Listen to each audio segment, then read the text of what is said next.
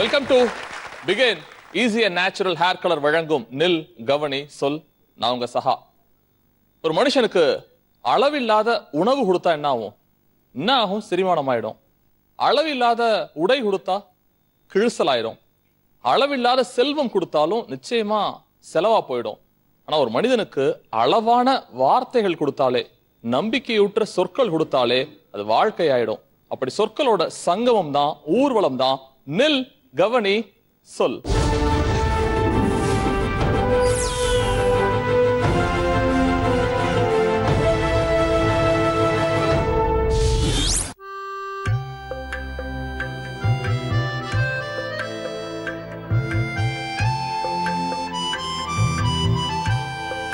உலகின் முதல் அதிசயம் கடல்.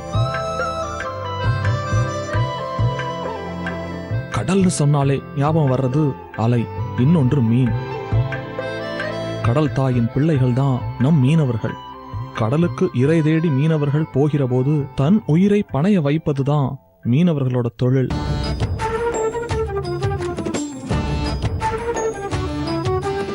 இலங்கை கடற்படையால் இவர்களுக்கு ஏற்படும் பிரச்சனைகள் இன்றும் முற்றுப்புள்ளி வைக்க முடியாத நிலையில் தான் இருக்கிறது.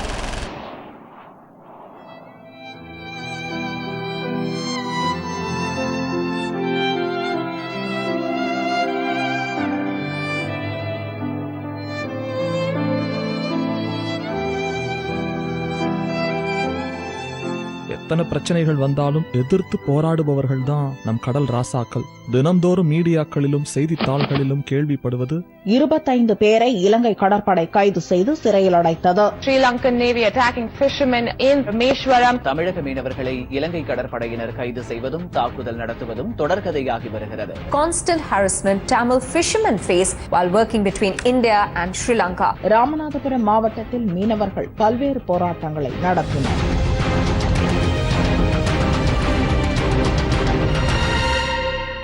இதற்கு பின் இருக்கும் உண்மை என்ன? நெய்தல் நிலத்து மக்களின் வாழ்வியல் முறையையும் அவர்களுடைய பிரச்சனையையும் வெட்ட வெளிச்சமாக்க ஒட்டுமொத்த தமிழக மீனவர்களின் மனசாட்சியாக நீந்த போகிறது இன்றைய நில் கவனி சொல். இன்று நில் கவனி சொல் மேடையில நான் சொன்ன மாதிரி சொல்ல போறோமா அப்படிங்கறத தாண்டி நீந்த போறாங்க. நீந்துதல் அப்படின்னாலே கடலோடிகள் தான். ஒரு ஆச்சரியமான உலகம். எல்லாத்துக்குமே, தரையில் வாழுகின்ற எல்லாருக்குமே ஒரு ஆச்சரியமான உலகம் அப்படின்னா கடல் தான். கடலிலேயே வாழ்க்கையை அர்ப்பணிக்கின்ற, கடல் மாதாவை வழிபடுகிற, கடலையே தெய்வமாக பாவிக்கின்ற மீனவர்கள் தான் வந்திருக்காங்க. முழுக்க மீனவர்கள் வந்திருக்காங்க. ரெண்டு பக்கமும் ஒரு பெரிய கைத்தட்டல்கள் வந்திருக்கு. கடல்னு வந்தாலே கவிதை வந்துரும், காதல் வந்துரும். உணர்வு ரீதியாவே அது ஒரு மாதிரி கடல்ல என்னடா இருக்கும்னு அந்த கரையில இன்னும் பாக்குறப்ப, ஒவ்வொரு அலையையும் பாக்குறப்ப உள்ள அந்த உலகம் எப்படி இருக்கும்னு நாங்களாம் நினைச்சுக்கிட்டு இருக்கோம். கடலை பிரதிபலிக்கிறதுக்காக தான் இங்க வந்திருக்கீங்க. கடலோட வாழ்க்கையை பிரதிபலிக்கிறதுக்காக, ரத்தமும் சதையுமா அந்த உறவுக்கும் கடலுக்கும் உங்களுக்கும் உள்ள அந்த உறவு இருக்குல்ல, அந்த பாலத்தை பிரதிபலிக்கிறதுக்காக தான் வந்திருக்கீங்க. மூத்த நபர்கள் நிறைய பேரை பாக்குறேன், பெண்களை பாக்குறேன். சந்தோஷமா இருக்கு நில் கவனி சொல் மேடை. எங்களுக்கெல்லாம் வாய்ப்பு இல்லை கடலுக்குள்ள போறதுக்கு. அதுக்கு முன்னாடி கடல்னாலே பாட்டு தான். சினிமாலே அப்படிதான் எடுப்பாங்க. கடல்னாலே பாட்டு. நீங்க அது படகுல போறப்பயோ, கப்பல்ல போறப்பயோ, ஏலேலோ ஐலசா உழைக்கும் வர்க்கம் எல்லாம் அந்த பாடல்களை பாடிதான் நாடி நரம்பெல்லாம் முறுக்கேற்றி உழைக்கின்ற ஒரு வர்க்கமா தான் உங்களை பாக்குறேன். அப்படிதான் நீங்களும் இருக்கீங்க. என்னென்ன பாடல்கள் அப்படிலாம் எங்களுக்கு தெரியணும். நீங்க அந்த கட்டுமரத்தை அப்படி கட்டுமஸ்தான உடல் மூலமா கொண்டு போறதா இருக்கட்டும், சின்ன சின்னதா வார்த்தைகளா இருக்கும். உங்க ஊர் சம்பந்தப்பட்ட பாட்டு, நீங்க பாடுற பாட்டு, அது 4 வரியா இருக்கலாம், வேற பாஷையா இருக்கலாம். சும்மா சின்ன சின்னதா இன்சிடென்ட்ஸ் ஞாபகம் உள்ளது மட்டும். எல்லா கடலோடி மீனவர்களுமே அது ஒரு நாட்டுப்படகு, விசைப்படகு.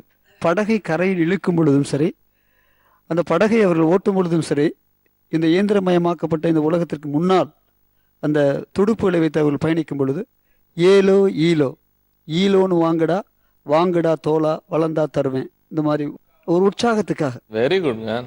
நீலவண்ண மேனிக்காரி எங்க கடலம்மா, எங்களை நல்லபடி வாழ வைப்பா பொங்கு கடலம்மா. நீலவண்ண மேனிக்காரி எங்க கடலம்மா, எங்களை நல்லபடி வாழ வைப்பா பொங்கு கடலம்மா. பெத்தவளை காத்திடுவா, நித்த நித்தம் தந்திடுவா. பெத்தவளை காத்திடுவா, நித்தம் நித்தம் தந்திடுவா. மேகத்திற்கு தாகம் தீர மழையாக கொட்டிடுவா. நீலவண்ண மேனிக்காரி எங்க கடலம்மா, எங்களை நல்லபடி வாழ வைப்பா பொங்கு கடலம்மா. கச்சாங்கத்து கடக்குன்னு அடிக்குது, கப்பலும் முப்பலும் மேலே பறக்குது, அச்சி முறியுது ஆணி காலரு நகரு மீறாவே நான் என்ன பாவம் செய்தேனோ. கடல் புறாவே கொஞ்சம் பறந்திடு, காணும் அந்த மீனவர்களை வாழ்த்தி பாடிடு. கடல் தண்ணிலே மரம் செலுத்தி மீன் பிடிப்போமே, ஏரிதனில் வலை போட்டு வாழ்ந்திடனாமே. நம்மை சுரண்டி வாழ்வோர்கள் விழுந்திடனாமே. மக்கள் சக்தி ஒன்றாய் கண்டு பயன் பெறுவோமே. நம் நாடு புது நாடாய் மாறிடனாமே. உழைப்போடு விழிப்புணர்ச்சி கண்டிடுவோமே. Very good very good very good very good. அருமைங்க, அருமை அருமை அருமை. காசுக்காக நிலத்துல நிறைய பயணம் பண்றோம் நாங்கெல்லாம். இங்க இருந்து அங்க போறோம், அங்க இருந்து இங்க வரோம் காசுக்காக. ஆனா கடலுக்காக, குறிப்பா கடலுக்குள்ள காசுக்காகவோ அல்லது உங்களோட வாழ்க்கைக்காகவோ, உங்களோட தொழில் பயண அனுபவம், முதல் அனுபவம், அந்த கன்னி அனுபவம் அப்படிம்பாங்கல்ல, அதை பத்த. அதாவது நான் வந்து 6th ஸ்டாண்டர்ட் படிக்கிறேன். 6th படிக்கும்போது எங்கள் ஆயா வீட்டுக்கு போயிருந்தேன், பனையூர் குப்பம். அப்போ பார்த்தீங்கன்னா அங்கே வந்து கோலாவலை போவாங்க. கோலாவலைன்னா பார்த்தீங்கன்னா அந்த நீல தண்ணி இருக்கக்கூடிய இடத்துல தான் போவாங்க, நீத்தல்னு சொல்லுவாங்க அது பேர். அப்போது எங்கள் மாமா அவங்க என்னை வந்து கோலாவலைக்கு போகிறோம் வா அப்படின்னு சொல்லிட்டு விடிய காலம் கிளம்புவாங்க. விடிய காலம் அவங்க கூட சேர்ந்து மரத்தில் ஏறிட்டேன். அண்டை கயிறுன்னு சொல்லுவாங்க, அண்டையை வந்து கட்டியிருப்பாங்க மரத்தில். அந்த கயிறை பிடிச்சிட்டு அப்படியே உட்காந்துட்டேன். எனக்கு பயம் பார்த்தீங்கன்னா அந்த அலையில் வந்து மரம் வந்து மேலும் கீழும் போயிட்டு வருது, சைடு வாக்குலேயும் அலையுது. அப்போ நான் என்ன பண்ணேன், அந்த கட்டு மரத்தினுடைய அண்டை கயிறை பிடிச்சிட்டு அப்படியே படுத்துட்டேன். எனக்கு பய உணர்வோட படுத்து. இதைத்தான் கேட்குறேன், கியூட்டா சின்ன சின்னதா நீங்க சொல்லுங்களேன், அந்த ஃபீலிங் எப்படி இருந்துச்சு கடலுக்குள்ள போன முதல் அனுபவம்? கோலாமரம் சொல்லியிருந்தார் இல்லையா, நானும் அந்த கோலாமரத்துக்கு போயிருக்கேன். கோலாமரம் போகுது என்பதுன்னா என்ன சார் அப்படின்னா என்ன கோலாமரம்? அது ஒரு வகையான கோலா மீன். அது வந்து ரொம்ப கிட்டலாம் கிடையாது.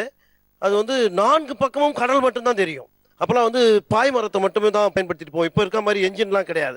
அப்படி அந்த மாதிரியான சின்ன வயசுல அந்த கோலா மரத்துக்கு போகும். அந்த கோலா மீன் வந்து குட்டி குட்டியா மீன்கள் பறக்கும். நான் சொன்னேன் கோலா மீன் பறக்குது அப்படின்னு சொன்னேன். அவன் உடனே சொன்னாங்க கோலா மீன் சொல்லக்கூடாதுப்பா, அது காவலாளி அப்படின்னு சொல்லுவாங்க. இன்னொரு விஷயம் என்னன்னா, நீங்க ஐயப்பன் கோயிலுக்கு போனீங்கன்னா எப்படி நம்ம வந்து பயபக்தியோட எந்த மாலை போட்டுக்கிட்டு தீட்டுப்படாம நைட்டு வீட்டிலையும் தங்க மாட்டாங்க, அவங்க வெளியில் தான் படுப்பாங்க, அந்த மாதிரிலாம் இருந்தது. அதை மாதிரி பார்த்தீங்கன்னா இந்த கோலாமரம்னு போகக்கூடிய மரத்துக்கு மட்டும் அன்னைக்கு வந்து அவங்க வீட்டில் படுக்க மாட்டாங்க, எல்லாருமே கடற்கரை ஓரத்தில் தான் படுப்பாங்க. அது வந்து ஏன்னா போனவர் திரும்பி வர மாட்டார், ஏன்னா 4 மூலையிலும் வந்து கடல் அப்படிங்கிறதுனால எது கிழக்கு எது மேற்கு எதுவுமே தெரியாது. கிட்டத்தட்ட 6 மணி நேரம் மேலே கட்டுமரத்தில் பயணம் செய்யணும். அந்த மாதிரியான ஒரு தூரமான ஒரு இடம். அந்த மீனை நீங்கள் கோலா மீன் சொல்லிட்டீங்கன்னா ஒரு மீன் கூட நீங்கள் பிடிக்க முடியாது. அன்றைக்கு முழுக்கவே என்ன பார்த்தீங்கன்னா ஒரு மீன் கூட பிடிக்கல. போனவங்க என்னை தலையில் கொட்டுறாங்க, உன்னால தான்டா இந்த மாதிரி ஆகிப்போச்சு, நீ பாட்டு அதை கோலா மீன் சொல்லிட்ட, காவலாளின்னு சொல்லி தோப்புக்காரணம் போடு அப்படின்னு நாங்கள் தோப்புக்காரணம் போட வச்சாங்க. அந்த மாதிரியான ஒரு அனுபவம் எனக்கு இருக்கு. இதான் அனுபவமே. அழகா சொன்னாருங்க அந்த விஷயத்தை. அவரு பயபக்தியா ஒரு சபரிமலைக்கு போற மாதிரி பயபக்தியா. இப்படி நீங்க கடலுக்குள்ள போன முதல் அனுபவம் எப்படி இருந்துச்சு? முட்டம் என்கிற கன்னியாகுமரி கிராமத்துல இருந்து வந்திருக்கிறேன். முட்டம் நீங்க நிறைய சினிமாக்கள்லாம் அங்கதான் எடுப்பாங்க. சினிமாக்களுக்கு பேர் போன இடம். பாரதி ராஜா அவர்கள் வந்து தொடர்ந்து படம் எடுக்கக்கூடிய இடம். நான் பள்ளிக்கூடம் படிக்கிற நேரத்துல, லீவ் விடுமுறை நேரத்துல நான் கட்டுமரத்துல மீன் பிடிக்க போவோம். அப்படி போகும்போது முதல்ல யார் தொழிலுக்கு போனாலும் அவங்களுக்கு வந்து கடலுக்குள்ள வாமிட்டு வரும். சாப்பிட்ட நீராகாரம் எல்லாமே வெளியில வந்துடும். சில நேரம் ரத்தம் கூட எங்களுக்கு வந்துடும். நான் போகும்போதெல்லாம் ஒவ்வொரு நாளும் வாந்தி எடுப்பேன். என்னை வந்து அவங்க தயார்படுத்துவாங்க, உப்பு தண்ணி எடுத்து நீ வாயில குடி, கொஞ்சம் குடிச்சேன்னா அது வாமிட்டு நின்று போயிடும் அப்படின்னு சொல்லுவாங்க. அதே மாதிரி நாங்கள் பாயை கட்டி இழுத்து வச்சு ஓடும்போது சில நேரம் பாய் கிழிஞ்சு போவோம், சில நேரம் தலை குப்புற படகூட உள்ள போய் விழுவோம். அந்த கடலுக்குள்ள நாங்க ஒரு நேரம் படுறோம் பாருங்க, அந்த படகை நிமித்துறதுக்கு உயிர் போய் உயிர் வரும் எங்களுக்கு. நான் 1968 கல்லூரியில் படிக்கும் வரைக்கும் எனக்கு கடல் தெரியாது. 68 கல்லூரியில் படிக்கும்போது லீவுக்கு போகும்போது நான் கடலுக்கு போகிற ஒரு ஆசை ஏற்பட்டு எனது உறவினர்கள் எல்லாருமே கடலுக்கு போகிறவங்க தான். அதனால் நானும் செல்லணும்னு கடலுக்கு போயிருக்கும்போது விடிய காலம் 3 மணிக்கெல்லாம் என்னை எழுப்பிட்டு போயிட்டாங்க. 3 மணிக்கு எழுப்பிட்டு போகும்போது நான் எங்கே போகிறேன், முதல்ல போகும்போது வெளிச்சம் மட்டும் தெரிஞ்சது, போக போக ஊரே மறைஞ்சிருச்சு. அப்புறம் ஒரு விடிய காலம் ஒரு 6-7 மணிக்கு வந்தால் ஊரே தெரியல. அப்போ அங்கேருந்து நீங்கள் இங்கே இருக்கீங்களே, நமக்கு எப்படி ஊருக்கு போய் சேருவோம்னு எனக்கு ஒரு சந்தேகம் கேட்டேன். இப்போ நண்பர் சொன்ன மாதிரி வாந்தி எடுத்து மூளையில் அணியம்னு சொல்லுவாங்க, அணியத்தில் என்னை கொண்டு தூக்கி அந்த உமங்களுக்கு இதில் பக்கத்தில் தூக்கி கொண்டு போட்டாங்க. நான் உயிரோடு இருக்கானா இல்லையான்னு எனக்கே சந்தேகம். அந்த நிலைமைக்கு வாந்தி எடுத்து, ஏன்னா முதல் நாள் அனுபவம். அப்போ போயிட்டு விடிய காலம் அந்த கல்றால் உலா அந்த இறால்லாம் அந்த கழிச்சு எடுத்து உள்ளே போட்ட பிறகு திரும்பி வரும்போது ஒரு எண்ணெய் படலை மாதிரி தெரிஞ்சது. அப்போ நான் சொன்னேன், இது என்ன ஒரு மாதிரி எண்ணெய் மாதிரி இருக்குன்னு கேட்டேன், சந்தேகம் கேட்டேன். அப்போ கொஞ்சம் தெளிவு வந்தது. அதில் வந்து ஒரு பெரிய திமிங்கலம் போகுது, அது போகும்போது ஒரு எண்ணெயை வந்து அந்த இடத்துல தெரியும். அப்போ அந்த இடத்துல அந்த மீன் இருக்கிறதுனால அந்த படகை வந்து ஓரமாக கொண்டு போகணும், அதுக்கு தகுந்த மாதிரி ஓரமாக கொண்டு போனாங்க. ஆனால் அந்த நேரம் வந்து ஒரு பெரிய ஆளினா பெரிய வெள்ளம் வருது. வரும்போது அந்த மீனுக்கு பயந்து ஆளியில் போய் படகு சொருகுது. அப்போவும் எனக்கு ஒரு பயம்தான். இருந்தாலும் கடவுள் புண்ணியத்தில் இப்படியே கரை வந்து சேர்ந்தேன். அதுக்கு பிறகு அடிக்கடி போய் லீவுகளில் போய் நல்ல பழக்கம் ஏற்பட்டது. அதன் பிறகு ஊரை விட்டு வந்து இங்கே சென்னையில் இருக்கேன். என்னுடைய முதல் அனுபவம் வந்து கடலோரத்தில், அதாவது என்னை விட சின்ன பையனை ஒருத்தர் நாங்கள் கூட்டின்னு வேலைக்கு போயிருக்கேன். அந்த சமயத்தில் கடலில் நல்ல தெளிவான நீர், அந்த நீரில் ஒரு பெரிய மீன் வந்து என்னுடைய பக்கத்தில் நின்று போச்சு. அந்த சமயத்தில் என்னால் வந்து நான் எனக்கு ஒரு பயம் இருந்து, அதே சமயத்தில் என் பக்கத்தில் ஒரு சின்ன பையன், அவனுக்கு அனுபவம் இல்லை, என்னுடைய சின்ன பையன், அவனை வச்சுக்கு நான் எப்படி சரி பண்ணுறதுன்னு சொல்லிட்டு ரொம்ப கஷ்டப்பட்டு இருந்தேன். வெறும் பாய் மரம்னு சொல்லிட்டு ஒரு 2 மீட்டர் நீளம் இருக்கும். அந்த நீளத்தை வச்சு கரெக்டாக அந்த சமயத்தில் வந்து அந்த கண்ணை பார்த்து குத்தின உடனே கரெக்டாக அது போய் சேர்ந்துடுச்சு. அதுக்கப்புறம் எங்கே வருமோ ஏது வருமோன்னு சொல்லிட்டு நான் தனியாக நிற்கிறேன். எங்கேயும் பக்கத்தில் எதுவும் போட்டு மரம் எதுவுமே கிடையாது. அதில் எனக்கு முதல் அனுபவம் பயங்கரமான அனுபவம். கடலுக்குள்ள நீங்க மீன் பிடிக்க போறப்ப அது ஒரு 14 நாள் இருக்கலாம், 4 நாள் இருக்கலாம், 5 நாள் இருக்கலாம். அந்த மாதிரி உங்க புருஷன் அங்க போயிட்டாரே என்ன ஆகுமோ ஏதாகுமோங்கிற ஏக்கம் உங்களுக்கு இருக்கும். அந்த 15 நாளோ 20 நாளோ 45 நாளோ என்ன பண்ணுவீங்க நீங்க? உங்க மனநிலை எப்படி இருக்கும்? வீட்டுல என்ன நடக்கும்? இப்பாவது நம்ம போன் நல்லா வச்சுன்னு இருக்கிறாங்க, அப்பெல்லாம் அது கிடையாது. நாங்கள் போயிட்டு இருக்கிறவங்க வர்த்தாட்டாவும் அழுந்தும் தான் சார் இருப்போம். குழந்தைங்களாம் வச்சுன்னு எங்கள் அம்மாங்கெல்லாம் வந்து அழுந்தும் தான் இருப்பாங்க. அந்த காற்று அடித்தாலோ மழை பெஞ்சாலோ என்ன ஆயிடுச்சோ அந்த தெய்வத்தை வேண்டிங்கனால, கடல் தேவதை வேண்டிங்கனால, ஒரு கிராம தெய்வத்தை வேண்டினால கடலோரம் தான் சார் காத்துன்னு இருப்பாங்க. வீட்டில் தூங்க மாட்டாங்க, நைட்டில் தூங்குறப்ப மட்டும்தான். பொழுது விஞ்சிதோன்னு கடலோரம் தான் சார் இருப்போம். நாங்கள் அவங்க வரத்தாட்டாவும் எப்போ வந்து அவங்க கருமுகம் வந்து அவங்க முகத்தை பார்க்கத்தாட்டாவும் நாங்கள் அழுந்தும் தான் சார் இருப்போம். நாங்க வீட்ல இருக்கிற மாதிரி தான் இருக்கோம், ஆனா எங்க மனசு வீட்ல இருக்காது, அவங்களோட தான் இருக்கும். ஏன்னா கடலுக்கு போறவங்க என்ன சூழ்நிலை இருக்கிறாங்களோ, சாப்பிட்டாங்களோ, மீன் கிடைச்சதோ, அவங்களுக்கு என்ன சூழ்நிலை ஏற்படுதோ அப்படின்ற ஒரு எண்ணம் வந்து எங்களுக்குள்ள ஏற்படும்.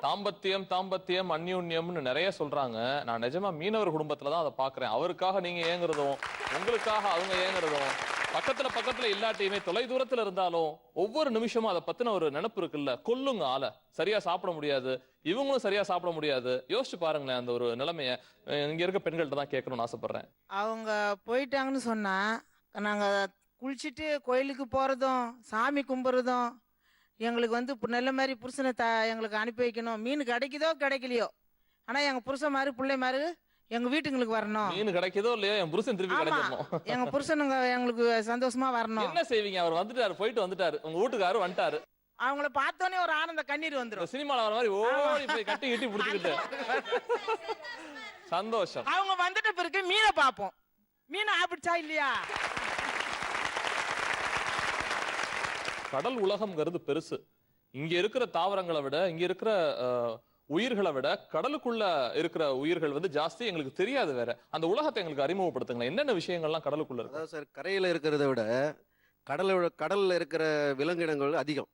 10 மடங்கு 20 மடங்கு 30 மடங்கு அதிகமாக சொல்லலாம். அதே மாதிரி கரையில் உள்ள மலைகளை விட கடல்ல இருக்கிற மலைகள் வந்து அதிகம். நீங்க பார்த்த அதிசயங்களா? நான் எனக்கு 7 வயசு இருக்கும். அப்போ 7 வயசு இருக்கும். முதல்ல நான் வந்து கடலுக்கு எங்கள் அப்பா கூட அந்த ஸ்கூல் விட்டு லீவு டைமில் என்னை கூப்பிட்டு போகிறாங்க. தூண்டில், அதாவது தூண்டிலாம் லைனுன்னு சொல்லுவாங்க. அதில் 100 முள் 200 முள் இப்படி மலைச்சி இது தொங்க விட்டுருப்பாங்க. அதில் பழைய இந்த பொடி மீனுங்களை பிடிச்சி அதில் கோர்த்து அது தூண்டில் போகிற வழக்கம். அதுக்கு என்னை கூப்பிட்டு போகும்போது குறைஞ்சது ஒரு 150 மீட்ரு, அதாவது நம்ம கரையே தெரியாது, கோடு மாதிரி தெரியும், சின்ன கோடு மாதிரி தெரியும். அது சில நேரத்தில் தெரியாது.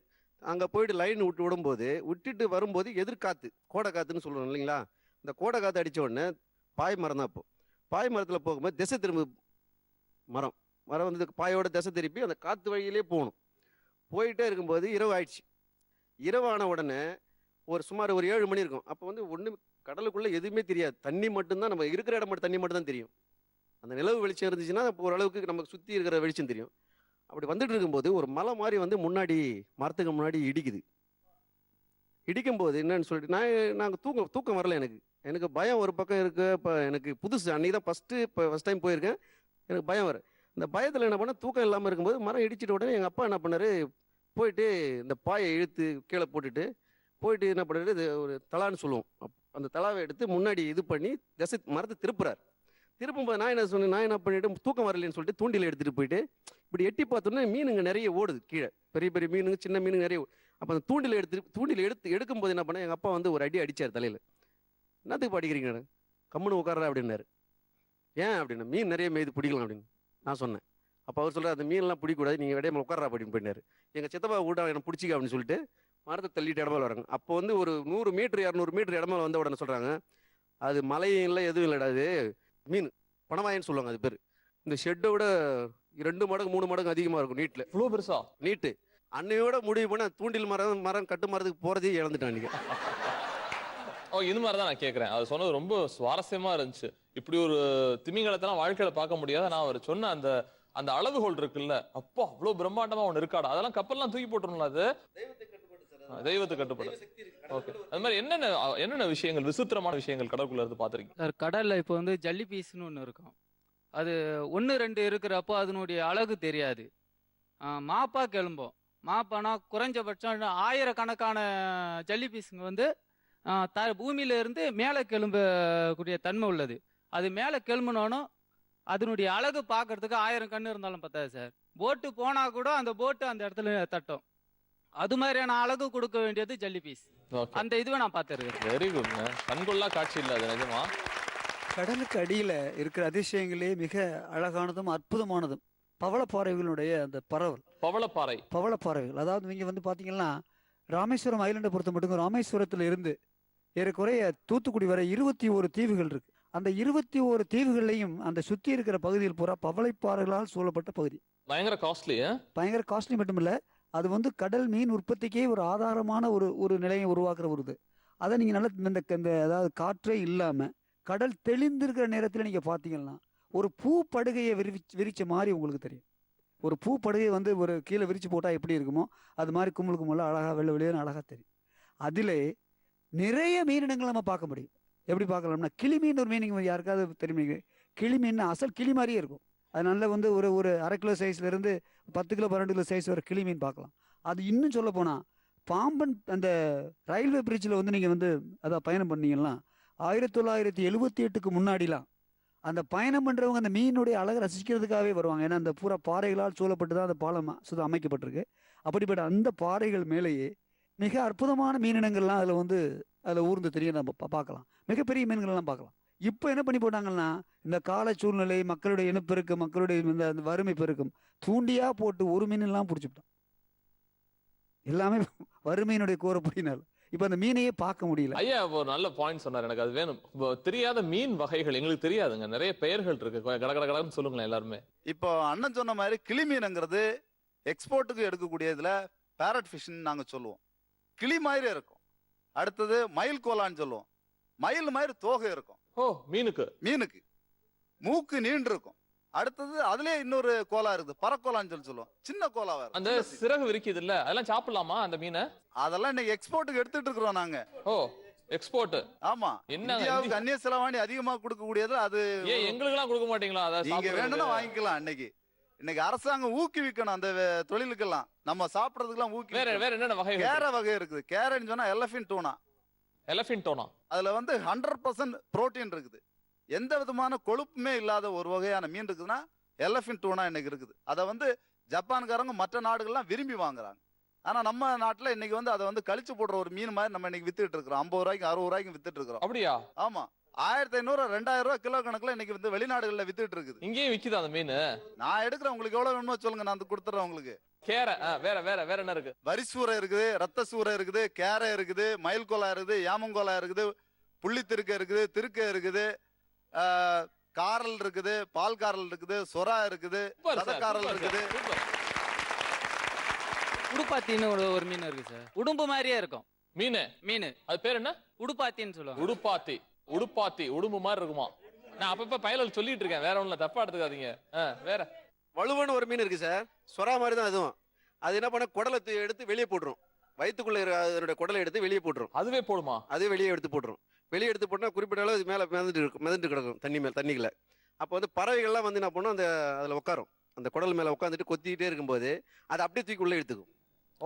வழுவத்துக்கு அந்த ஒரு சிறப்பு இருக்கு. இப்போ அந்த குடல் மேல வரும்போது அது பறவைகள் என்ன பண்ணும், அதை வந்து மேல உட்காந்து கொத்திட்டு 1,00,000 ரூபாய்க்கு மீன், 1,00,000 ரூபாய்க்கு மீன் ஒருத்தர் சொல்லிட்டே இருக்காருங்க. அந்த மைக் கொடுங்களேன் அவர்கிட்ட. 1,00,000 ரூபாய்க்கு ஒரு மீனா? என்ன மீன் அது?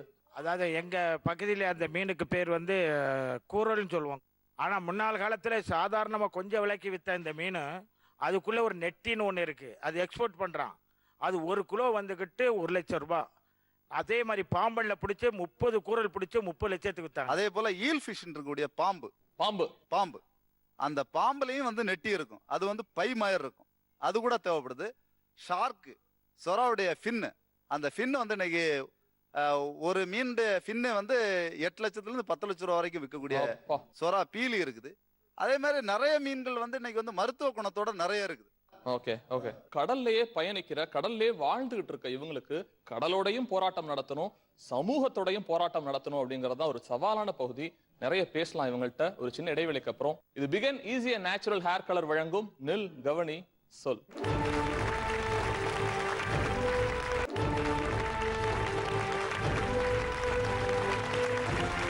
Welcome back to Bigen easy and natural hair colour வழங்கும் நில் கவனி சொல்.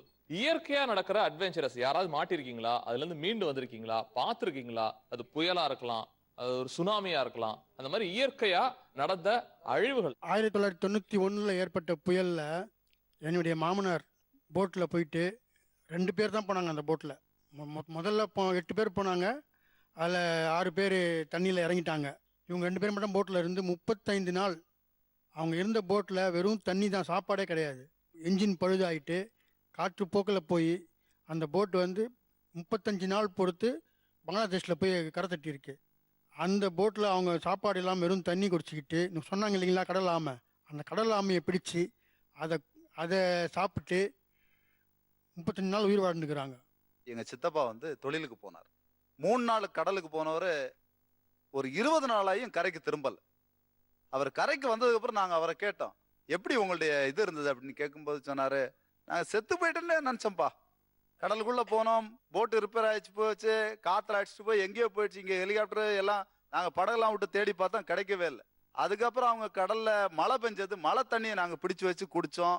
மீனை அங்கேயே எங்கிட்ட இருந்த ரேஷன் எல்லாம் காலி ஆனதுக்கப்புறம் டீசலை வச்சு மீனை அவிச்சு சாப்பிட்டு இருந்தோம். அங்கே கிடைக்கக்கூடிய ஒரு சில மீன், மற்றபடி மழை தண்ணி இதை வச்சு தான் நாங்கள் இவ்வளோ நாள் உயிரோட இருந்தோம். கடைசியாக செத்துட்டோன்னே நினச்சோம். காற்றே அடித்து திரும்ப அவங்க கட்டியிருந்த லுங்கி மற்ற மேலே போட்டுக்கக்கூடிய அந்த டாப் எல்லாத்தையும் கழட்டி வச்சு காற்றுக்கு தகுந்த மாதிரி ஓடி கரைக்கு வந்து சேர்ந்தாங்க. அதுக்கப்புறம் இதே மாதிரி கார்த்திகை மாதம் கார்த்திகை தீபம் நமக்கு ஏற்றுற நேரத்தில் காசிமேட்டில் வந்து விசைப்படகு எல்லாமே தொழிலுக்கு போக மாட்டோம், கட்டிடுவாங்க. அதுக்கு முன்னாடி ஒரு வாரத்துக்கு முன்னாடி தொழிலுக்கு போன எங்கள் படகு வந்து இதே மாதிரி காணாமல் போய் இன்னைக்கு வரையும் ஆச்சு. 23-24 வருஷம் ஆகுது. எங்கள் அப்பாவுக்கு தம்பி வந்து கடலுக்கு போனவர் இது வரைக்கும் கிடைக்கவே இல்லை. 7 பேர் அந்த படகுல இருந்தவங்க அத்தனை பேருமே இறந்துட்டாங்க. இது வரைக்கும் அவங்க எங்கே இருக்கிறாங்க, உயிரோட இருக்கிறாங்களா இல்லையா தெரியாது. அவங்க பிள்ளைங்கள்லாம் இன்னைக்கு வந்து ஒரு ஆம்பளை பையன் ஒரு பொம்பளை பிள்ளைங்க இருக்குது. எல்லாம் ரொம்ப கஷ்டத்துலையும் இன்னைக்கு வாழ்ந்துகிட்டு இருக்கிறாங்க. இப்படிதான் கடல் உலகத்துக்குள்ள போகக்கூடிய எங்களுடைய வாழ்க்கை இருக்கு. மீன் பிடிக்கிறதுல ஏற்படுற பிரச்சனைகள் என்ன, அதை பேசுவோம். என்னென்ன பிரச்சனைகள் இருக்கு? மீனோடைய நிலை எப்படி என்றால், இந்த தேனும் உடனே கண்ட இடத்துல, அதாவது ஒருவன் கண்பட்டு உடைந்ததாம் மண்டபம் அப்படின்னு சொன்ன மாதிரி, அந்த மீனை பிடிப்பதிலே ஆர்வமாக செல்ல வேண்டிய ஒரு சூழ்நிலை வருகிறது. அதுக்கு ஒரு தடை கிடையாது. தடையாக சுவராக எங்கேயும் போடப்பட்டிருக்கா கடல்லன்னா இல்லை. அந்த அறிவு கட்டினபடி அந்த ஆசையின் காரணமாக நம்மளையா சுட்டுவிட போகிறான், யாரோ ஒருத்தர் சொல்கிறான், அவனுடைய நேர காலத்தில் போக வேண்டிய கட்டாயத்தில் போய்விடுகிறான். அதுக்கு ஒரு பெரிய தண்டனையாக உயிரை பறித்து விடுகிறார்கள் அந்த நாட்டில் இருக்கக்கூடிய இராணுவம். நான் தனுஷ்கோடி கடலில் நாங்கள் தொழில் செய்கிறோம், நாட்டுப்படகு வச்சு. நாட்டுப்படகுன்னு சொன்னால் இன்ஜின் பொருத்தப்படாத இந்த துடுப்புனாலே வளர்ச்சி செய்கிற தொழில். அது செய்யும்போது நாங்கள் அந்த 3 மைலுக்குள்ளேயே, கரையிலேருந்து 3 மைலுக்குள்ளேயே தான் எங்களுடைய தொழில். இது பாரம்பரியமான தொழில். எங்கள் அப்பன் பாட்டம் பூட்டம் காலத்துலேருந்து வரைக்கும் செஞ்சுட்டு வர தொழில். அன்னைக்கு அந்த லாஞ்சிகள்லாம் வர்றதுக்கு முந்தி நல்லா சுதந்திரமாக எங்கள் இஷ்டத்துக்கு தொழில் செஞ்சு நல்லா லாபத்தோடு இருந்தோம். இப்போ லாஞ்சி வந்ததுக்கு பிறகு அவங்க 3 மைலுக்கு அந்த பக்கம் தான் பிடிக்கணும்னு சொல்லி விதிகள் இருந்தாலும் கூட நாங்கள் அந்த கரையில் தான் வந்து அவங்க இருக்கிறாங்க. ஏன் அது நாட்டு படகுக்கும் லான்ச்சுக்கும் எப்போ பார்த்தாலும் ஒரு போட்டி இருக்கு, என்ன காரணம்? ஏன் இதில் குறிப்பாக வந்து கட்டுமர மீனவர்கள், நாட்டுப்படகு மீனவர்கள், விசைப்படகு மீனவர்கள் 3 வகையான இது. இங்கே பார்த்தீங்கன்னா வந்து நாட்டு படகு கிடையாது, இங்கே கட்டுமரங்களை பயன்படுத்துவோம். தெற்குல வந்து கன்னியாகுமரி, தூத்துக்குடி அந்த மாதிரியான பகுதிகளில் நாட்டுப்படகை யூஸ் பண்ணுறது. பொதுவாக இந்த விசைப்படகுகள் வந்து கரையில் மீன் பிடிக்கக்கூடாது அப்படிங்கிற மாதிரியான ஒரு சட்டத்தை 1983 கொண்டு வந்தாங்க. 12 நாட்டிகள் மேலே தான் அனுமதிக்கப்பட்டது. ஏன் அந்த மாதிரியான விஷயங்கள்னா, மீன் பிடிக்கிற முறையில் 2 விதமான மீன்கள் இருக்குது. அதாவது பொதுவாகவே எல்லாமே வந்து இந்த கில்நெட் வலை தான் யூஸ் பண்ணுவாங்க. ஆரம்பங்களில் வந்துட்டு கடலில் வலையை போடுவோம், கீங்கா மெங்காங்கிற அளவுக்கு பண்ணுவாங்க. கட்டைகள் வந்து கல்லுகள் வந்து கீழே இருக்கும், கட்டைகள் மேலே இருக்கும். இந்த மெத்தடில் தான் நம்ம வந்து வலைகளை போட்டு மீன் பிடிக்கிற பாரம்பரியமான முறை. இந்த விசைப்படகுகள் உருவான பிறகு அவங்க ட்ரால் நெட்டுன்னு கொண்டு வந்தாங்க. ட்ரால் நெட் வந்து எப்படின்னா, அப்படியே டோட்டலாக தண்ணியில் வலையை போட்டு அப்படியே வலிக்கிறது, அப்படியே இழுத்துக்கிட்டு வருவாங்க. அதில் வந்து எல்லா வகையான மீன்களும், குறிப்பாக வந்து சின்ன சின்ன மீன்கள்ல இருந்து பெரிய பெரிய மீன்கள் வரலாம், அத்தனையுமே அள்ளி கொண்டு வந்துடக்கூடிய ஒரு சூழல் இருக்குது. அப்படி அள்ளி கொண்டு வரக்கூடிய சூழல் உருவாகிறதுனால பாரம்பரியமாக இந்த ட்ரெடிஷ்னலாக இந்த மெத்தடில் பிடிக்கக்கூடிய வலைகளில் இருக்கக்கூடிய மீன்கள் வந்து கிடைக்காது. ஏன்னா எல்லா மீன்களையும் அவர்கள் இது பண்ணுறதுனால மீன் வளம் அழியும். அதனால சின்ன மீன்கள் அழியிறதுனால, குஞ்சுகள் அழியிறதுனால பெரிய மீன்களாக உருவாக முடியாது. அப்படிங்கிற ஒரு காரணத்தை வச்சு தான் அந்த போட்டுக்கும் படகுக்குமான சண்டைகள் வந்து நடந்துச்சு. இது வந்து தொடர்ந்து இங்கே சென்னையிலே ஒரு மிகப்பெரிய போராட்டமாக கூட மாறிச்சு. அது ஒரு பெரிய அடி வரையிலும் போய் கொலைகள்லாம் போய் முடிந்து அரசு வந்து இதை சமாதானப்படுத்தக்கூடிய அளவுக்கு ஒரு பெரிய விஷயம். இந்த ட்ரால் நெட்டே வந்து பெரிய ஆபத்து அப்படின்னு நினச்சிட்டு இருந்த சூழல் போய் இன்றைக்கு வந்து சுருக்குமடி வலைகள் அப்படிங்கிறதெல்லாம் கொண்டு வந்துட்டாங்க. அது வந்து நீங்கள் பார்த்தீங்கன்னா, நீங்கள் கச்சத்தீவு பகுதிகளில் பார்த்தீங்கன்னா இன்றைக்கி வந்து அது பெரிய பிரச்சனை. இப்போ இலங்கை கடற்படை அதிகமாக நம்மளை வந்து துன்புறுத்துறாங்க, தாக்குறாங்க, சிறைப்பிடிக்கிறாங்க அப்படிங்கிற விஷயம் எல்லாமே கூட அவர்கள் சொல்லுகின்ற காரணம் என்னன்னா, அவர்கள் வந்து நாம் பிடிக்கக்கூடிய இந்த வகையான மெத்தடு, அதாவது நாட்டுப்படகு, கட்டுமரங்கள் பிடிக்கக்கூடிய வகைகள் தான் அவங்க வந்து மீன் பிடிச்சிட்டு இருக்காங்க. பொதுவாக வந்து மீன் பிடிக்கிற முறையில் வந்து 2 விதமான விஷயங்கள் இருக்குது. இந்த ட்ரால் நெட்டும் கில் நெட்டும் அப்படிங்கிற விஷயம். இப்போ நம்ம வந்து கில் நெட்டு மெத்தடில் பிடிக்கிறோம். இந்த கட்டுமரங்களும் பைப்பர் படகுகளும் நாட்டு படகுகளும் அவங்க வந்து அவங்க வந்து இந்த விஷயத்தில் என்ன நடக்குதுன்னா, அவங்க வந்து இந்த ட்ரால் நெட்டை யூஸ் பண்ணுறதே கிடையாது. இலங்கை மீனவர்கள் ட்ரால் நெட்டை யூஸ் பண்ணுறதே கிடையாது. அவங்க நாட்டில் வந்து அது ட்ரால் நெட்டுக்கு அனுமதி கிடையாது. அவங்க ஒன்லி கில் நெட் மட்டும்தான். அந்த வகையில் அவர்களுடைய மீனை நம்ம வந்து அள்ளிக்கிட்டோம், அவங்களுடைய மீனை நம்ம கொள்ளடிக்கிறோம் அப்படின்னு அவங்க நினைக்கிறாங்க. அந்த வகையில் தான் வந்து இங்கே பிரச்சனை இருக்குது. ஆனால் விஷயம் அது இல்லை. என்னன்னா, ஒட்டுமொத்தமாக இலங்கை கடற்படை நம்முடைய மீனவர்களை துன்புறுத்துகின்ற விஷயம் வந்து அவர்கள் மீனவர்களை தமிழர்களாக தான் பார்க்குறாங்க, மற்றபடி மீன்பிடி முறைகள் இல்லை. ஆனால் இந்த பிரச்சனை இங்கே நமக்குள்ள இருக்குது. இந்த கில் நெட்டுக்கும் ட்ரால் நெட்டுக்கும் தொடர்ந்து ஒரு பிரச்சனை தொடர்ந்து இருந்துகிட்டே. இலங்கை பிரச்சனை அப்படிங்கிறது ஜியாகிரபிக்கலான தீர்வுன்னு தான் இருக்கா, மீடியாக்கள் தான் அதை பெருசுபடுத்துதா, மீனவர்கள் அன்றாடம் சுடப்படுகிறார்கள்? அறிவுமதி சார் ஒரு கவிதை ஒன்று எழுதினாரு, மீனை அறியும் போது கிடைத்தது குழந்தையின் கண். இலங்கையை பத்தி எழுதுறப்ப, இலங்கை வாழ் தமிழர்களோட அவல நிலையை எழுதுறப்ப அந்த 2 வரி படிச்சோன்னே அழுக வந்துடும். மீனை அறியறப்ப குழந்தையோட கண்ணு கிடைக்குது, குழந்தைய தூக்கி கடல்ல போட்டிருக்கான். இது நம்ம அப்படியே இலங்கை தமிழர்கள் பிரச்சனை அப்படின்னு போயிடும். ஆனா இங்க உள்ள தமிழர்கள் மீன் பிடிக்கிறது அவங்களுக்கு ஒரு எல்லை கோடை தாண்டி ஆசையின் காரணமாக கொஞ்சம் தாவி போறாங்களா? அந்த ஜியாகிரபிக்கல் மெத்தட் என்ன சார், அதை நான் தெரிஞ்சுக்கணும்னு ஆசைப்படுறேன். எப்பெல்லாம் அந்த சம்பவங்கள் மீனவர்களை சுட்டுட்டாங்கன்னு கேள்விப்படுறப்பெல்லாம் மனசு பதபதைக்குது. என்னதான் நிலத்துல இருந்தாலுமே என்ன நடக்குது உண்மையிலே? அங்க எல்லை கோடங்கிறது கிடையாது. பாரம்பரிய உரிமை நமக்கு இருக்குது. அங்க எந்த விதமான எல்லையும் கிடையாது, இன்னைக்கு வரைக்கும் கிடையாது, இனிமேலும் எல்லைங்கிறதே கிடையாது. அதாவது அரசாங்கம் நம்மளை ஏமாத்திக்கிட்டு இருக்கு. இந்தியாவுடைய பூகோள ரீதியா இருக்கக்கூடிய 2400 கடல் மைல் பரப்ப ஆளக்கூடிய வல்லமை இன்னைக்கு வந்து இந்தியாவுக்கு தான் கொடுத்துருக்காங்க. அதனாலதான் இன்னைக்கு வந்து அந்நிய நாட்டு கப்பல்களை சிறைபிடிக்கும் போது கூட நம்ம இந்தியா துருப்புகள் தான் போய் அவங்கள மீட்டுக்கிட்டு வர்றாங்க. இன்னைக்கு வந்து தீவிரவாதிகள் வந்து கப்பலை பிடிச்சிட்டாங்கன்னா போயிட்டு மற்ற நாடுகள் வர்றது கிடையாது. ஏன்னா 2400 கடல் பரப்பு வரைக்கும் ஆளக்கூடிய வல்லமையை வந்து உலக நாடுகள் வந்து இந்தியாவுக்கு தான் கொடுத்துருக்கு.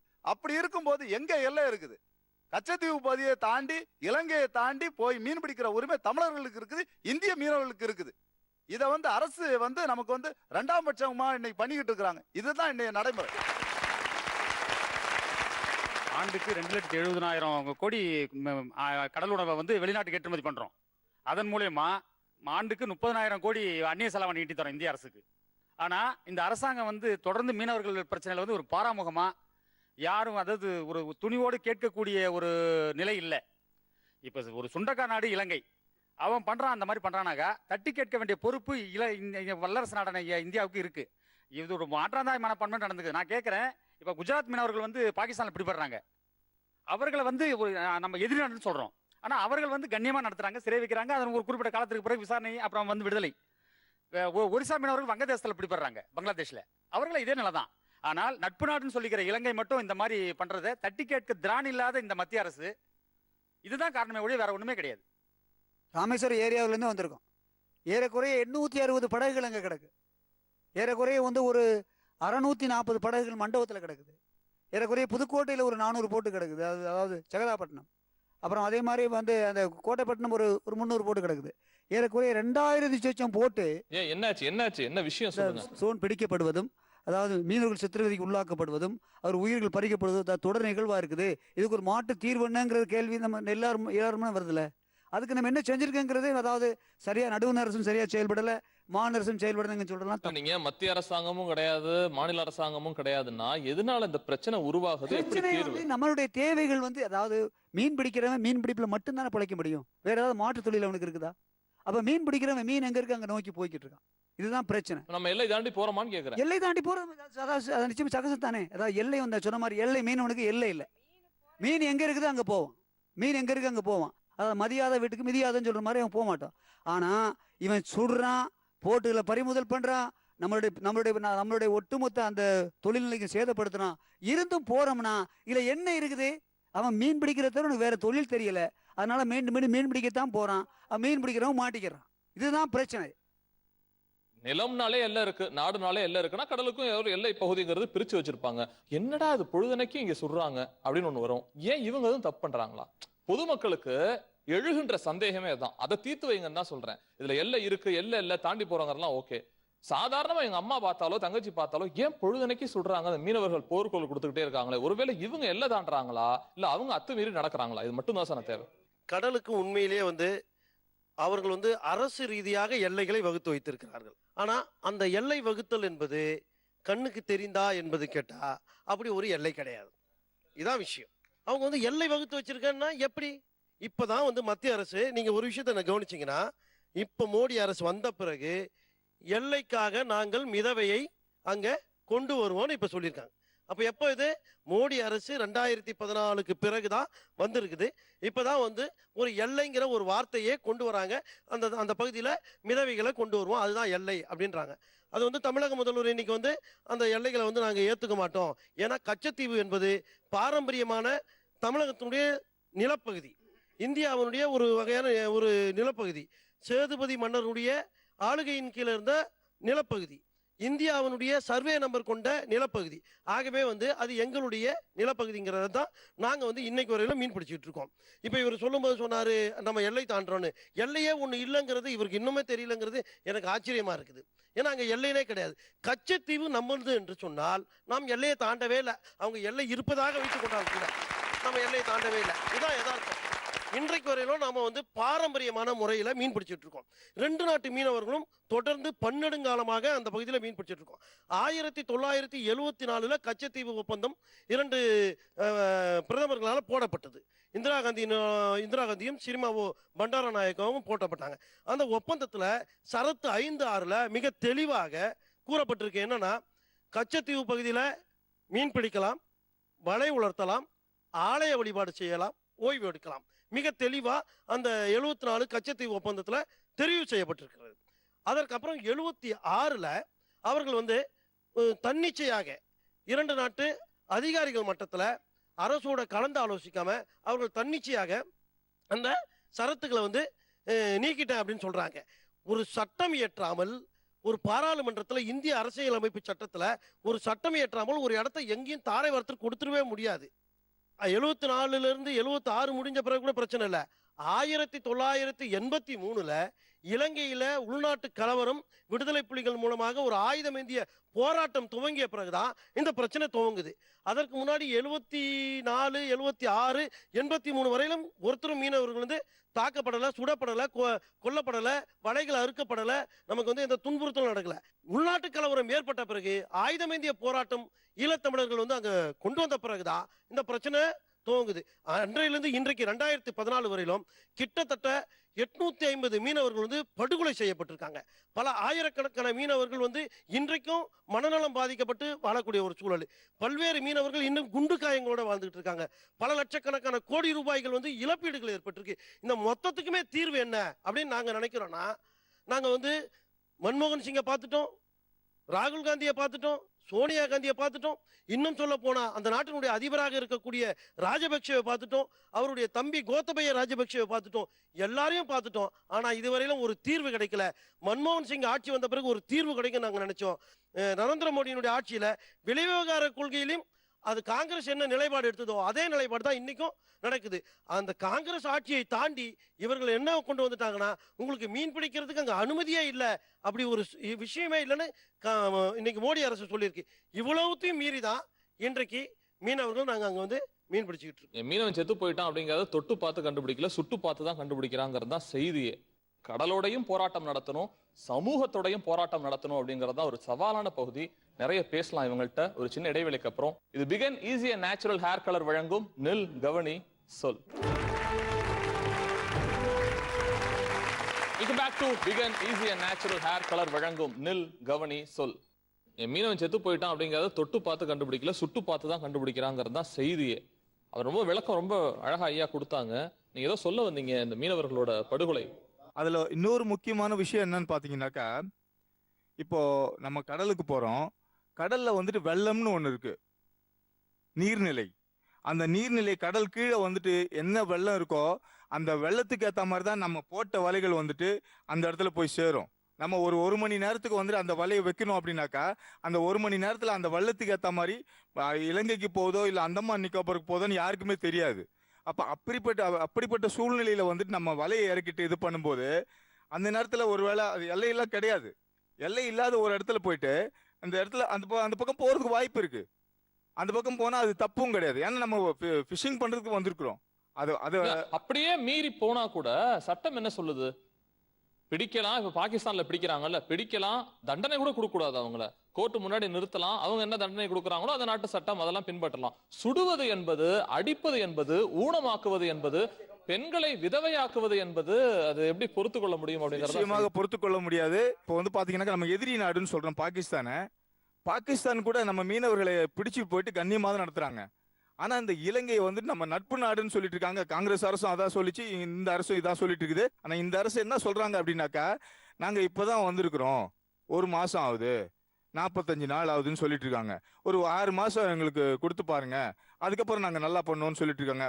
ஒருவேளை பண்ணலாம், நல்ல காலம் வந்தா சரி. நன்றி. இன்னைக்கு வந்து நம்மளுடைய பொருளாதார கொள்கை, அந்த பொருளாதார கொள்கையோட அடிப்படையில இலங்கையில பாத்தீங்கன்னா நம்மளுடைய நாட்டு பொருளாதார அதிபர்கள் இருக்காங்க பாருங்க, போன்றவர்களும் போன்றவங்களும் போன்ற அந்த பெரிய பெரிய கம்பெனிகளோட முதலாளிகள் வந்து இலங்கையில கால் பறிச்சிட்டாங்க. அந்த நில ஓனர்களோட விஷயங்களை காப்பாத்துறதுக்காகவும் அவர்களோட பணத்தை காப்பாத்துறதுக்காகவும் இங்க இருக்கிற இந்திய அரசு அவர்களுக்காக நம்முடைய மீனவர்களோட பிரச்சனையை வந்து திசை மாத்தி திருப்பி கொண்டுட்டு போறாங்க.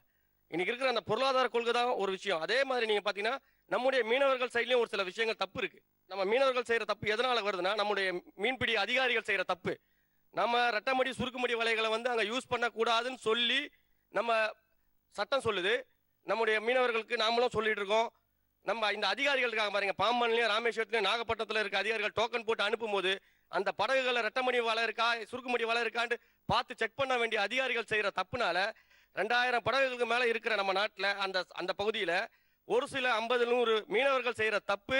அவங்க ஸ்பீட் என்ஜின் போன்ற என்ஜினை யூஸ் பண்ணிட்டு அந்த பகுதிக்குள்ள போயிட்டு அந்த ராணுவ கப்பல்கள் வர்றதுக்கு முன்னால அவன் திரும்பி வந்துடுறான். ஆனா பாதிக்கப்படுறது யாருன்னு பாத்தீங்கன்னா, இந்த எதுவுமே தெரியாத அப்பாவி மீனவர்கள் இருக்காங்க பாருங்க.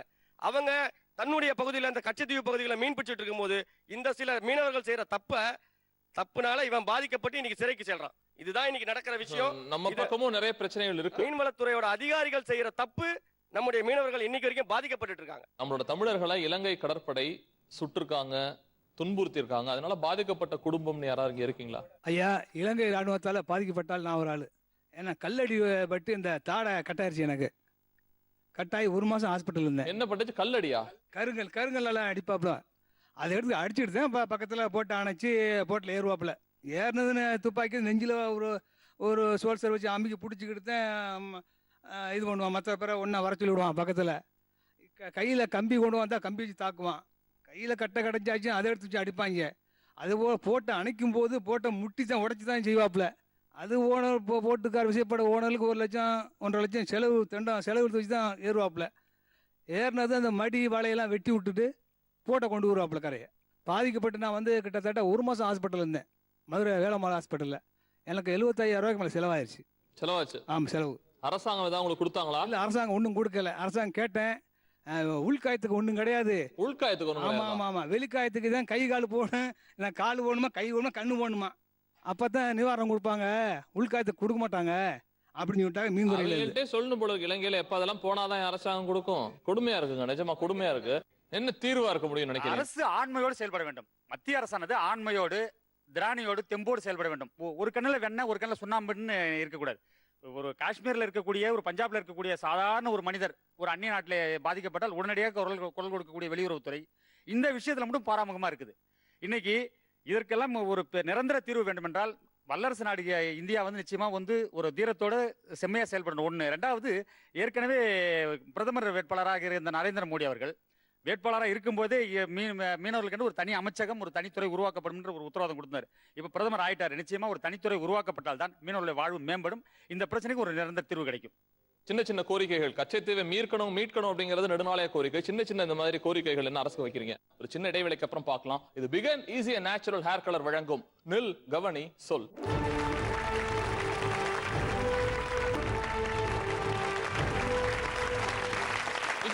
Begin easy and natural hair colour வழங்கும் நில் கவனி சொல்.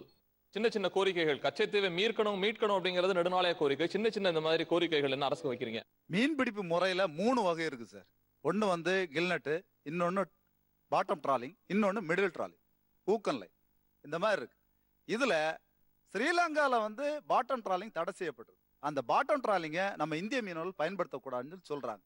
அந்த வலையை பயன்படுத்துறது நம்ம நண்பர்கள் சொன்ன மாதிரி அதிகாரிகளுடைய துஷ்பிரயோக காரணமாக இது நடக்குது. அதிகாரிகள் வந்து அதை அரசு வந்து உடனடியாக அந்த அதிகாரி மேல நடவடிக்கை எடுக்கும். சார், மீனவர்கள் எடுத்துட்டு போலன்னா அது ஏன் சார் அதிகாரிகள் தான் பார்த்து நம்ம திருத்தணும்? எல்லாருமே அதிகாரிகளை குத்தம் சொல்றது வந்து எனக்கு வலையை உற்பத்தி செய்யக்கூடிய கம்பெனியை வந்து தடை பண்ணணும். அதிகாரிகள் நடவடிக்கை எடுக்காதனாலதான் இன்னைக்கு வந்து அந்த வலைகள் வந்து இறங்கிக்கிட்டு இருக்குது.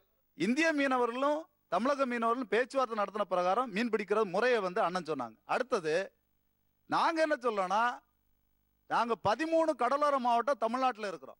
நாங்க சொல்றோம், இலங்கை மீனவர்கள் இந்தியாவுடைய எல்லா பகுதியும் வந்து நீங்க மீன் பிடிங்க. ராமேஸ்வரத்தை தாண்டி, நாகப்பட்டினத்தை தாண்டி, மாமல்லபுரத்தை தாண்டி, சென்னையை தாண்டி, இன்னைக்கு விசாகப்பட்டினத்தை தாண்டி கல்கட்டா வரைக்கும் நீங்க இன்னைக்கு மீன் பிடிக்கிறீங்க. இலங்கை மீனவர்கள் மீன் பிடிக்கிறீங்க. நாங்க வந்து உங்களை தடையே சொல்லல, மீன் பிடிக்கிறீங்க.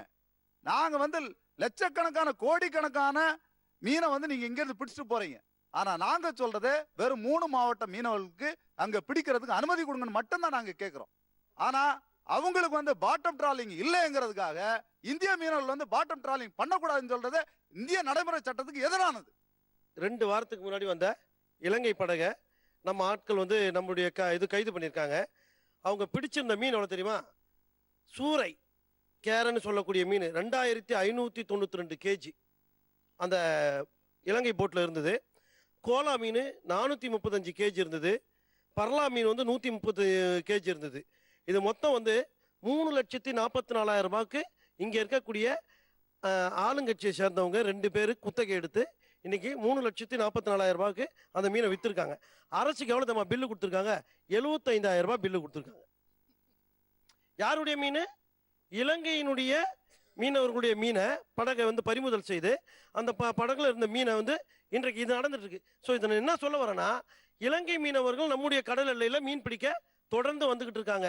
இது வந்து ஒரே ஒரு முறை சொல்ற விஷயம். இது கிட்டத்தட்ட இந்த ஆட்சி வந்த பிறகு 3 வருடம் ஆகிப்போச்சு. 3 வருடத்துல பல முறை இந்த படகுகளை வந்து இங்க பறிமுதல் செய்திருக்கோம். அந்த பறிமுதல் செய்யப்பட்ட மீன்களை அதிகாரிகள் தொடர்ந்து கொள்ளையடிச்சிட்டு இருக்காங்க, ஒரு சில அரசியல்வாதிகளை கையில வச்சுக்கிட்டு. இது வந்து 1 ரூபாய் 2 ரூபாய் இல்ல, கிட்டத்தட்ட பல கோடி ரூபாய் அதிகாரிகளுக்கு கை மாறி இருக்குது அப்படிங்கிற விஷயத்தை இந்த நேரத்தில் பதிவு செய்ய விரும்புறேன். கடல் வந்து நீங்க சொன்ன மாதிரி தான் 2.5 லட்சம் உயிரினங்கள், தாவரங்கள்லாம் இருக்கிற மாதிரி அந்த பிரச்சனைகளும் ஜாஸ்தி, சம்பவங்களும் ஜாஸ்தி, ஆசையும் ஜாஸ்தி, உணர்வும் ஜாஸ்தி. கடல் குறித்து பேசுறப்ப இந்த நில் கவனி சொல் அரங்கம் எல்லா மீனவர்களுக்கும் பரிசு கொடுக்கணும் தான் ஆசைப்படுது. இருந்தாலும் சிறப்புற ரொம்ப அழகா தன்னோட கருத்துக்கள்ல மேன்மை மிக்கதாக ஆழமா பேசின அந்த நண்பருக்கு தான் அந்த பரிசு கொடுக்கணும்னு ஆசைப்படுறேன். இலங்கை மீனவர்களோட பேச்சுவார்த்தை நடத்தியும் இலங்கை கடற்படையால தாக்குதலுக்கு உட்பட்ட இந்த பெரியவர் தான் அந்த பரிசு அவர் கொடுக்கணும்னு ஆசைப்படுறேன். வாங்க உங்க கையால் கொடுங்க.